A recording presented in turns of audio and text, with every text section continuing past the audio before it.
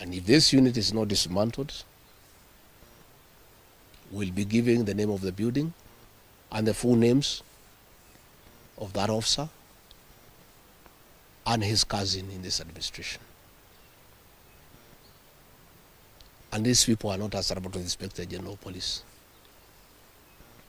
Your guess is as good as mine as to who is the commander of that unit. Let me emphasize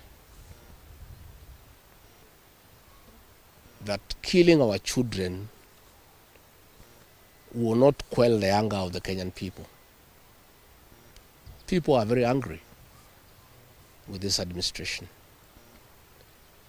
Abducting young people is not a solution. You must address the cause of the disquiet, of the discontent.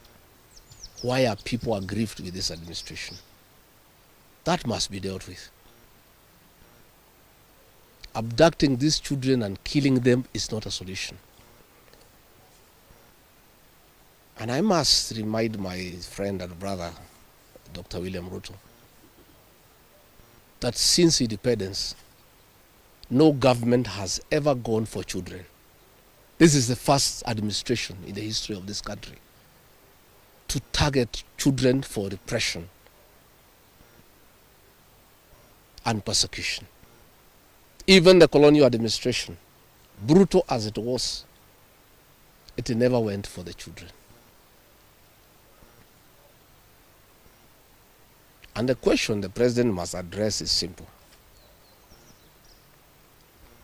Why has everybody turned against you and the administration in only 2 years? That is what you need to interrogate instead of persecuting these children. Again, he must understand the law of nature. Nature abhors vacuum.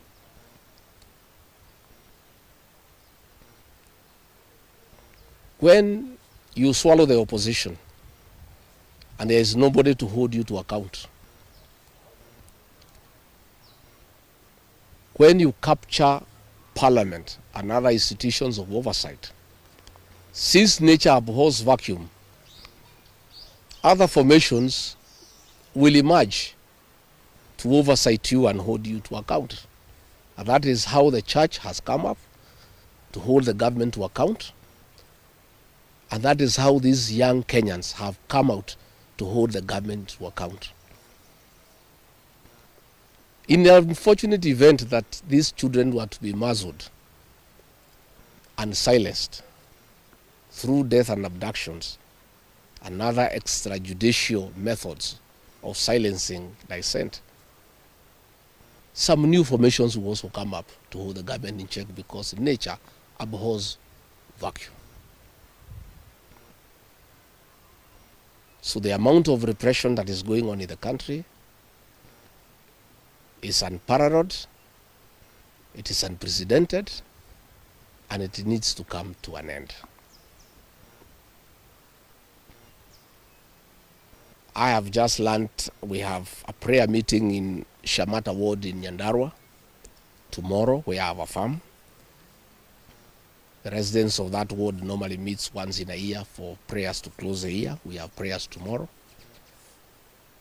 And the police commander there in that county is intimidating leaders to cancel those prayers, that they will not be allowed to take place, that they need a permit. I want to tell the county commander in Nyandarua that you don't need a permit to hold prayers. Again, is this repression by this administration. Even if you stop the people of Nyandarua from holding prayers, that will not change their political views of what they think about this administration. I want to say the prayers will go on. I'll be in attendance with the residents of Shamata. And if the police want to come and stop the prayers, they can go ahead. But that will just enrage the people even more. And those tactics of using police to stop prayers were tried by the previous administration. And the president knows how it worked out. You just agitate people more. You make people more rebellious. There is no need for police to interfere with people's rights of expression, of association, and the freedom of worship. So I want again to ask the Inspector General of Police to tell his county commander in Nyandarua not to interfere with the rights of the people of that area to hold prayers and to congregate to pray together, because those rights are guaranteed in the Constitution. And this is not the way to deal with dissent and discontent. Let the government take time to find out why people are unhappy. Why are people so discontented with this administration? But try to stop people from meeting, from congregating, will not solve any problem. It will just magnify an already bad situation.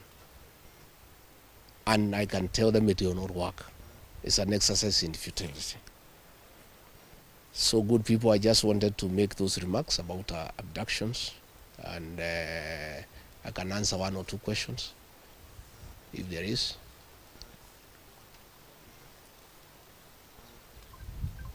Kosawa?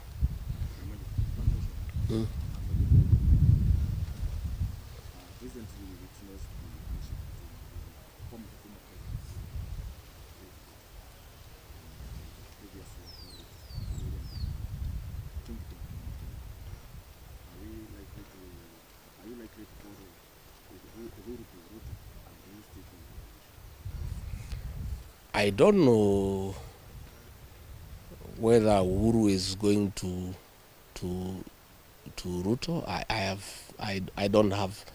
don't have such information. But I have said many times the people of this region don't follow leaders. It's leaders who follow the people. I don't follow anybody myself. I only follow the people. I have said I have very extensive consultations with the people of this region so that we decide what is our political destiny. That consultation is ongoing. It's going on. It's very extensive. It's very thorough. And it's what I'm doing here. When you walked in, I was having some consultation, and I continue to do so. I'll never follow anybody. I'll always follow the people. Yeah.